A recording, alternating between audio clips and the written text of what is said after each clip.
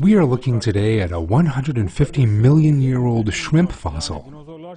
These shrimp fossils are the most important, and they have been around for 150 million years, since the age of the dinosaurs, in other words, and that they lived in the sea and looked exactly the same as they do today. When we look at this fossil, we see that since the shell, made of calcium carbonate in a manner unique to shrimps, is very strong, the legs attached to it and the external part of the body can be seen in great detail in this fossil. And when we examine it, look, we see in a very detailed way, from top to bottom, from its antennae to the extremities at the very bottom, that the shape of the shrimp has never changed and were just the same as they are now. One feature of this fossil is that it easily addresses the human eye and allows us the possibility of looking at it very closely in a display case. When a fossil is found, it can be cleansed of any irregularities around it through the process known as moulage, or a coating applied to the upper surface. In this way, the fossil stands out better in its own surroundings, and when we look at it, it is now set out before us very clearly.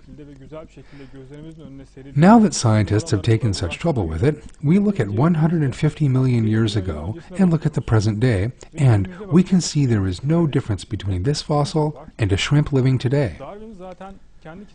In the chapter Difficulty of his book, The Origin of Species, Darwin himself said that if countless transitional fossils, which had not been discovered in his time around the 1850s, and he expected to be present in the Earth's strata in large numbers, were not discovered in the future, that would mean the collapse of his. Today, Neville George says that the failure to find this fossil record, to find the fossils known as transitional forms, had nothing to do with the limited numbers in the fossil record.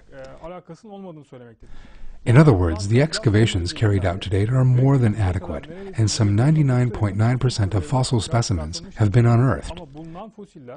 But when the fossil specimens living today are examined, there is no trace of the transitional forms that should have existed.